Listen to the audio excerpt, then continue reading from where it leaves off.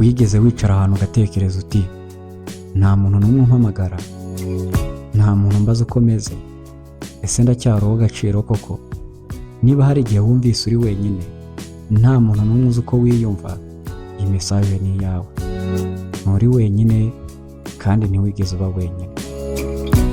Kuba wenyine ntabwo bisobanura kuri nyakama. Buri munsi hari abantu bavuga cyane ariko ntihagire n'umwe bumva. Hari abasinzira bafite abantu bari hafi yabo ariko umutima wabo urimo icyuho kinini. None se wowe, ni ryari bwa nyuma wumvise ko witawe? Ni ryari bwa nyuma uheruka kumva ko umuntu akwitayeho atari uko hari icyo akwifuza? Iyo wumva uri wenyine ushobora gutangira kwibwira ko nta gaciro ugifite, ko ntacyo umaze. Ariko uyu munsi ndashaka kukubwira ibintu bishobora kukwibutsa ko uri umuntu w'agaciro, ko uriho kandi hari icyo umaze kuri iyi si. Ikintu cya mbere, kuba wumva uri wenyine si ikosa ryawe. Isi y'ubu yihuta cyane, buri wese ahora yirukanka, yirukira ku nyungu ze. Ntabwo kuba abandi bataguha umwanya bivuze kuri ikibazo, ahubwo bivuze ko wenda bari guhangana n'ibibazo byabo. Ntukumve ko agaciro kawe kangiritse kubera ko abandi batabonye icyubahiro cyawe. Ikintu cya kabiri, kuba nta nshuti iri hafi yawe si ikimenyetso kuri nyakama. Ushobora kutagira inshuti hafi, ushobora kutagira uwo muhura buri munsi, ariko si byo bigena agaciro kawe. Abantu si bo bakwereka agaciro kawe, ahubwo niwe ukwiriye kwiyumvamo ko ufite agaciro. Kuba uri wenyine bishobora kuba ari igihe Imana yaguhaye cyo kwiyubaka. Icya gatatu, hari byinshi byiza bikiri imbere nubwo ntawe ubikubwira. Kuba nta muntu uri hafi yawe ukubwira ngo komera, nta wohereza mesaje ngo akubaze uko wiriwe, ntibivuze ko ubuzima bwawe burangiye. Ibihe uri kunyuramo ni nk'umwijima utangira igihe izuba riri kurenga, ariko burira bukongera bugacya, izuba rikagaruka. Ikintu cya kane, si wowe gusa ubabazwa n'iki cyuho. Abantu benshi babibamo ariko bagaceceka. Umva neza, si wowe wenyine. Abantu benshi basinzira barira, benshi bagenda mu nzira bafite akanyamuneza ariko umutima wabo wuzuye amarira. Wowe urabibona ukabyumva ariko nturi wenyine.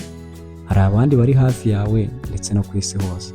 Imana ntiyigeze igutera umugongo kabone nubwo wowe wibwira ko utari kumwe nayo. Imana irakubona no mu mwijima w'ibitekerezo byawe, no mu gihe wigunze utekereza ku mibereho utishimiye. Ntigucikaho, ntiyibagiwe gahunda yawe. Ushobora kumva idahari ariko iri gukorera mu ibanga aho amaso yawe atareba. Icya gatandatu, kuba uri wenyine bishobora kuba igice cy'ubuzima ukeneye kugira ngo uhinduke muzima. Ibihe by'ubwigunge ni igihe Imana igukura mu rusaku rw'abantu kugira ngo wiyumve neza, ukagira umwanya wo kwibaza uti ninde ndiwe, nishimira iki, nkeneye iki?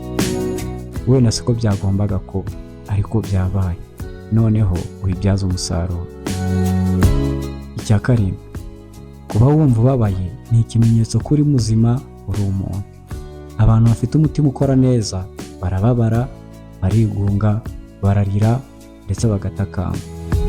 Iyo wumva agahinda si intege nke, ni ikimenyetso cy'uko uri muzima, ukunda, wifuza ndetse urota.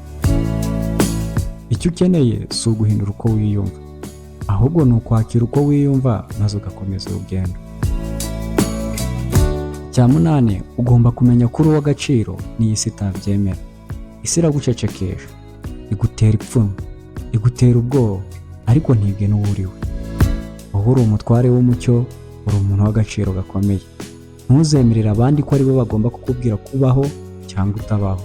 Komeza wemere ko uriho ndetse ubihamirize isi yose.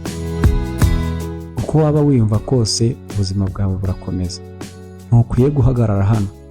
Ejo hashobora kuzaza amahirwe utari witeze. Ibuka ko ushoboye kandi utari wenyine. Urakoze kudutega amatwi. Niba iyi video igufashije, kanda like ndetse na subscribe.